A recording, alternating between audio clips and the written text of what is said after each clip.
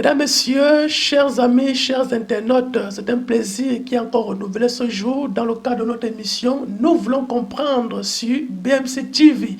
Et si vous n'êtes pas encore abonné, abonnez-vous pour faire partie des privilégiés.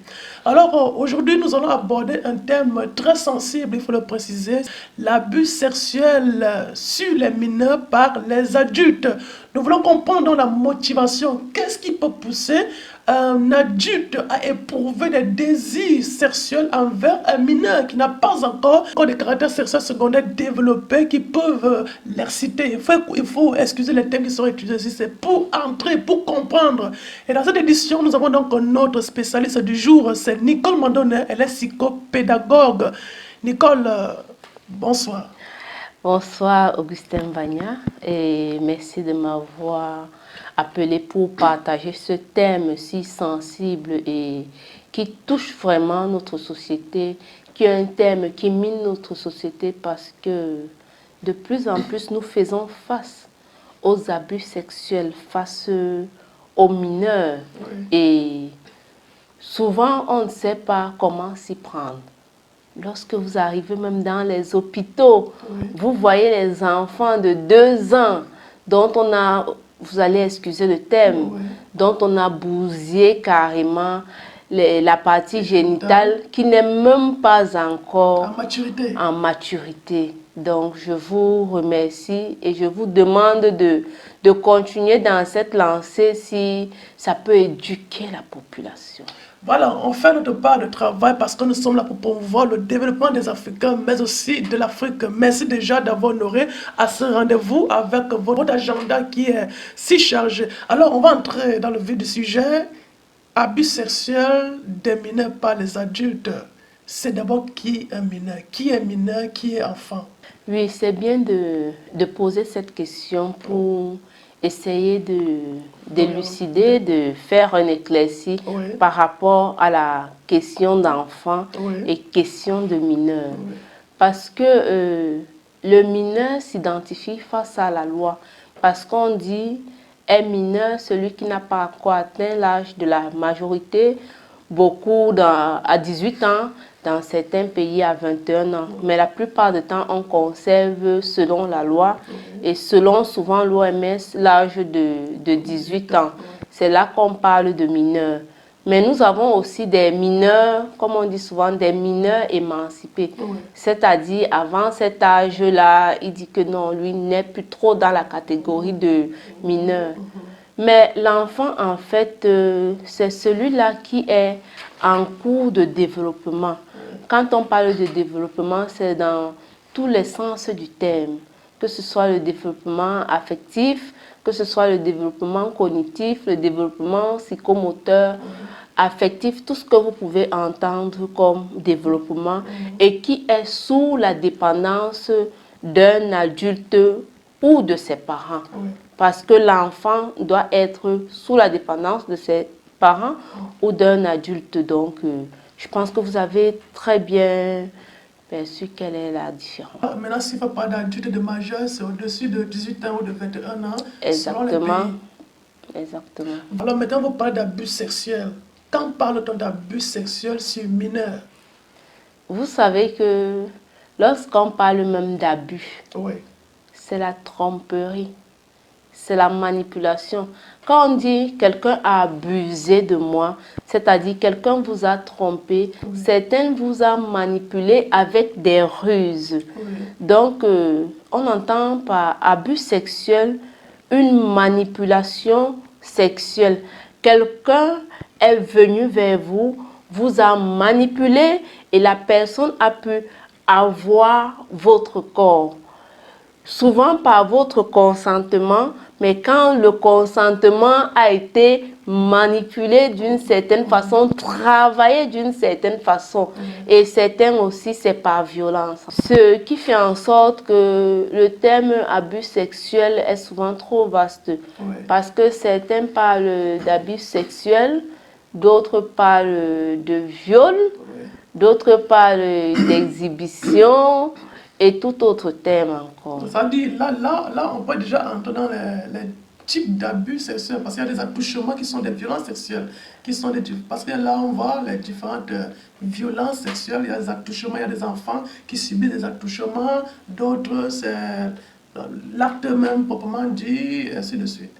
Oui, en fait, ce sont les différentes formes d'abus sexuels. Oui. Parce que quand on parle d'abus sexuels, il y a le viol, oui.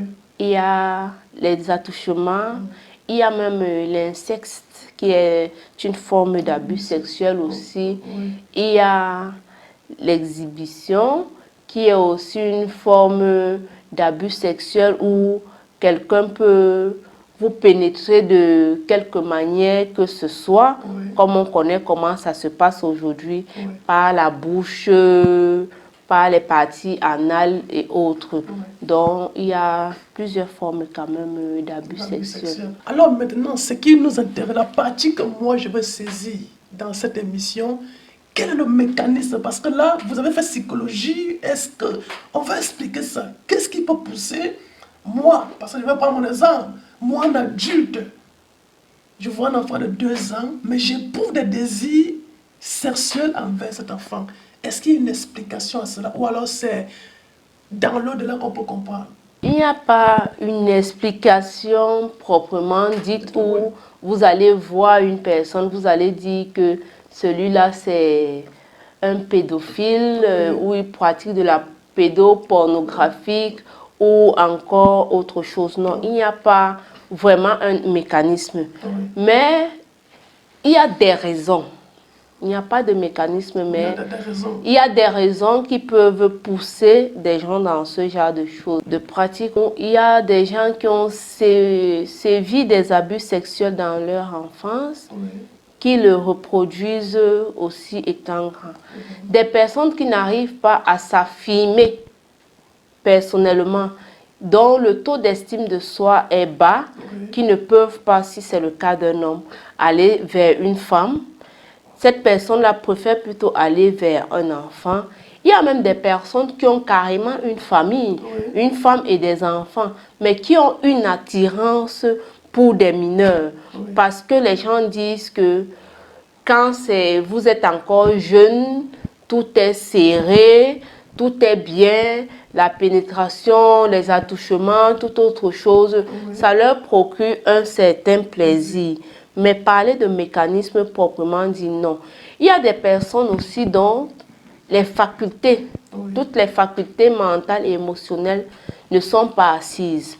Ces personnes-là vont pratiquer des abus sexuels, puisqu'on parle des mineurs, vont pratiquer des abus sexuels chez des mineurs. Mais il y a aussi, parce que les raisons sont légion, mais il y a aussi un autre pan dont nous ne devons pas négliger de nos jours. C'est vrai, nous sommes dans le cadre de la psychologie, mais il y a aussi les sectes. Les loges pernicieuses. Les loges qui se développent de plus en plus de nos jours. Et dans les loges, on va vous demander des enfants, on va vous dire, c'est en faisant des attouchements, en violant des enfants que vous allez obtenir le pouvoir. On va vous demander peut-être les enfants, les jeunes filles vierges, les jeunes garçons qui sont encore innocents. C'est par rapport à ça que vous allez avoir le pouvoir. Donc, tous ces facteurs mélangés nous donnent un peu les raisons des abus sexuels chez les mineurs. Parce que n'oublions pas qu'il y a aussi des abus sexuels chez les adultes. Mais chez les mineurs, c'est ça. Il y a des personnes, par exemple les hermaphobites, qui ne s'affirment pas parce que peut-être ils ont deux sexes. Ils ne peuvent pas s'affirmer face à un adulte. Un hermaphrodite ne peut pas se déshabiller, par exemple, chez un adulte qui va voir à la fois le sexe masculin et le sexe féminin. La personne va aller vers les mineurs, vers les mineurs qui sont sans défense. Oui, mais Nicole, c'est vrai ce que vous dites, mais là, la plupart des cas des abus sexuels sur les mineurs, on n'a pas toujours trouvé des hermaphrodites. La plupart sont des gens bien portants qui sont censés s'affirmer. C'est ce phénomène-là que nous voulons comprendre. Ça veut dire, moi je vois, parce que moi j'ai déjà essayé j'essaie un peu de rester comme ça, je regarde un enfant de 2 ans, j'essaie un peu de voir si ça peut monter à moi, je ne retrouve rien. C'est donc ça qui me pousse à comprendre que, mais d'autres font ça comment? Là, vous allez nous dire, bon, il voulait comprendre, est-ce qu'il y a un phénomène physiologique ou alors, bon, comme nous n'avons pas le même corps, est-ce qu'il y a, c'est pourquoi je parle de mécanisme, qu'est-ce qui se produit chez certaines personnes? Voilà pourquoi j'ai fait appel à votre expertise, pour que vous essayez de nous faire comprendre ce qui peut se passer à ce moment-là. Je vais vous dire quelque chose. Oui. Ce n'est pas parce que vous voyez une personne en veste et cravate, oui. Ce n'est pas parce que vous voyez une personne dans une voiture, oui. Si on peut le dire comme ça, que vous allez vous dire que la personne est mentalement assise, oui. La personne est psychologiquement assise ou alors la personne a atteint son stade de maturité. Oui. Parce qu'il y a des personnes ici dehors qui sont des personnes traumatisées. Vous voyez un peu. Parce qu'elles ont vécu un traumatisme, elles veulent le remettre sur d'autres personnes, oui. Sans force, sur des personnes sans défense. Pourquoi? Parce que j'ai été sans défense, on a abusé de moi. Alors, tu deviens un peu comme les pédophiles sont un peu comme des tueurs en série. Hein. Oui. Tu deviens un peu comme celui-là qui, à tout enfant, tu vas infliger ce que tu as vécu. Oui. Voilà une chose. Si on peut parler... Un traumatisme psychologique. Un traumatisme... On retrouve la reproduction. Voilà. Oui. Là, c'est l'effet de la reproduction. Oui. On peut parler de ce mécanisme. Oui. On peut aussi parler du mécanisme, comme je l'ai dit, hein. Il y a même des facteurs biologiques. Oui. Où on vous a fait comprendre que vous ne valez rien, ou alors les facteurs environnementaux, où vous avez vécu dans un endroit où peut-être les adultes sont toujours en train de s'amuser avec des enfants, les adultes sont toujours en train de faire certains secrets avec des enfants, certains attouchements dans votre mental, dans votre subconscient, vous vous dites que c'est normal. Et quand vous avez déjà intégré cela, vous commencez une fois, la première fois, vous n'êtes pas arrêté, ça s'est bien passé. Vous prenez goût et ça devient un engrenage de ces abus sexuels-là. Vous avez des adultes qui sont, vous voyez des adultes qui sont toujours très gentils avec les enfants. Ils offrent toujours les petits paquets aux enfants. Ils font cela parce que ça leur procure quelque chose. Au départ, eux-mêmes, pour certaines personnes, ne s'en rendent pas compte. Vous aimez rester avec un enfant, vous aimez rester avec une petite fille, vous la portez sur vos genoux, sur vos jambes et tout. Normalement, ça ne devrait pas produire quelque chose en vous. Mais avec le temps, vous vous rendez compte que cela vous excite. Le corps commence à se réveiller. Oui. Et quand le corps commence à se réveiller, ce sera du genre, ne dis pas, ne dis rien à personne et tout. Oui. Vous vous amusez, vous commencez à toucher la petite fille et tout. En la touchant, ça vous procure du plaisir. Oui. C'est comme ça, en fait, que ça naît. Donc, les exemples sont régions. Mais dire qu'il y a un mécanisme à proprement parler, non. Qu'il soit même scientifique. Qu'il soit scientifique, non. Il n'y a pas un mécanisme scientifique pour dire que celui-là est pédophile par rapport, non. Il n'y a pas. Mais il y a aussi vraiment ces personnes-là qui, dans leur foyer, ne sont pas stables. Au lieu d'aller peut-être vers une autre femme, parce que vous avez une femme à la maison, si je prends le cas des hommes qui sont pédophiles, vous avez peut-être une femme à la maison qui vous domine, qui ne remplit pas les devoirs conjugaux comme vous attendez, au lieu d'aller peut-être vers une autre femme complètement constituée, entièrement constituée, vous rabattez seulement vers un mineur parce que vous avez l'image de votre femme qui va se reproduire sur toutes les femmes qui sont peut-être des femmes dominantes, alors que le mineur, lui, il est naïf, il est sans défense. Quand vous allez lui faire, pour certains, des petits cadeaux, pour d'autres, vous allez manipuler, pour d'autres, vous allez les prendre de force. Quand vous allez le faire, vous allez assouvir votre désir. Oui. Ne vous dites pas que vous allez voir le voisin d'à côté, oui, vous allez directement dire que c'est un pédophile. Oui. Non, mais pour cela, il faut plutôt observer son comportement. Oui. Parce qu'au moins, en observant le comportement de certaines personnes, on peut au moins prévoir la pédophilie, même si ce n'est pas à 100% vrai. Mais il y a des comportements, un papa qui aime trop jouer avec des petites filles, des petits enfants, qui aiment à un certain moment se retrouver dans un cadre privé avec eux. Mon petit va me puiser de l'eau, après il se retrouve dans un cadre privé où il retient l'enfant. C'est vraiment des situations qui doivent attirer votre attention pour dire que celui-là pourrait être un pédophile.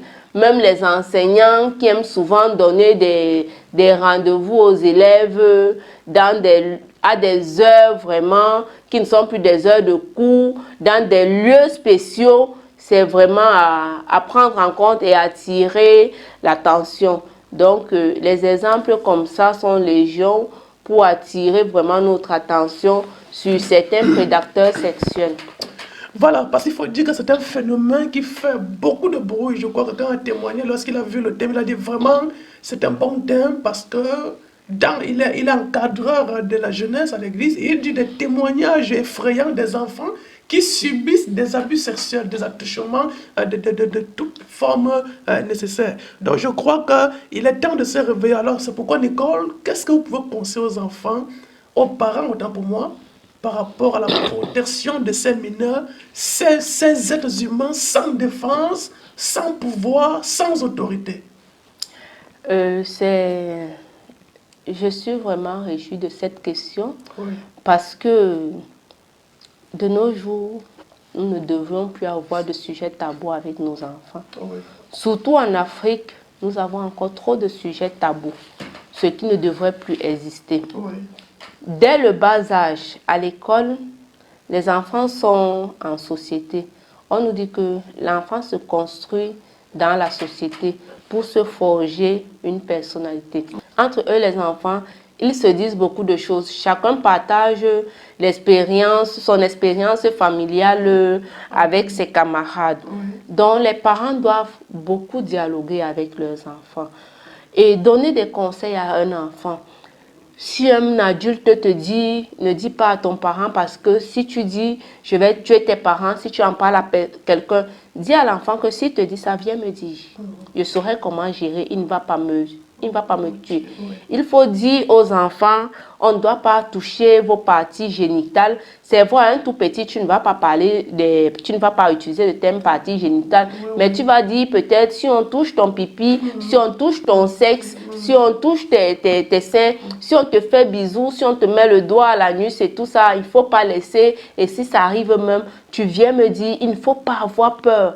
Je suis ton papa, je suis ta maman, il ne faut pas avoir peur. Il faut venir me dire, donc beaucoup dialoguer avec les enfants parce que vraiment, c'est un phénomène. Moi, j'ai vu, il y a de cela 3 semaines, 3 semaines à l'hôpital, j'ai vu une petite fille que sa maman avait amenée à l'hôpital, une petite fille de 2 ans à peine. La maman amenée à l'hôpital, elle dit au médecin qu'il y a urgence. Le médecin dit que mais urgence alors que tu n'as pas porté l'enfant. La dame dit que non, l'enfant a les blessures au niveau de ses parties génitales là. Il y a urgence puisqu'elle n'a jamais eu ça. Lorsqu'on examine l'enfant, on se rend compte que l'enfant est blessé au sexe parce que les doigts, on a mis les doigts dans le sexe de l'enfant. Vous voyez un peu, on a détruit l'enfant en mettant les doigts dans le sexe de l'enfant. Et qui puisse être, c'était soit l'oncle ou le cousin de l'enfant. Ça veut dire que ce n'était pas la première fois. C'était déjà un peu récurrent. Et peut-être quand la maman faisait un bain à son enfant, elle s'est rendue compte que l'enfant avait mal et l'enfant voulait toujours fermer les jambes quand on voulait lui faire la toilette. Ça qui attire l'attention de la maman, elle vient à l'hôpital et elle était carrément désemparée. Vous voyez un peu, là ça s'est produit dans le cadre familial. Donc éduquer les enfants parce que même à 2 ans, lorsque l'enfant parle déjà, parce qu'il y a des enfants qui parlent rapidement en fonction du développement du langage. Il y en a ceux qui parlent tardivement. Mais même tardivement, là, il faut montrer à l'enfant avec des gestes, avec des mimiques, que si ça arrive, il faut me dire parce que je suis ton parent. Ne soyez pas des bourreaux à la maison qui ne peuvent pas avoir tous les dialogues avec l'enfant. Parce que nous avons même les enfants de 12, 13, 14, 16 ans qui sont violés, qui subissent des abus sexuels, mais qui ne peuvent pas en parler avec le parent parce qu'il n'y a jamais eu ce genre de dialogue en famille. Et ça détruit l'enfant petit à petit. Souvent, l'enfant n'arrive pas à faire un bon ménage. Souvent, les études de l'enfant même deviennent en ballottage. On dit que c'est la sorcellerie. Souvent, c'est que l'enfant devient carrément furieux à la maison envers la société. L'enfant commence à développer un caractère qu'on ne comprend pas. Pourtant, il a des douleurs qu'il est en train de traîner et qu'il est en train de gérer seul. Donc, c'est cette douleur-là qu'il l'exprime sous forme de colère. Donc, vraiment, chers parents, soyons présents dans l'éducation de nos enfants. L'éducation, ce n'est pas seulement inscrire l'enfant à l'école, donner l'argent de baigner, envoyer l'enfant dans les grands milieux et dire que je lui ai tout donné. Non. Soyez présents dans la vie de vos enfants. Intéressez-vous à vos enfants. Dialoguez à vos enfants.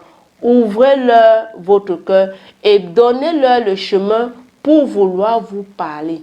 Ne soyez pas des parents bourreaux. Sinon, vous allez tuer vos enfants à petit feu ou alors vous allez laisser mourir vos enfants à petit feu.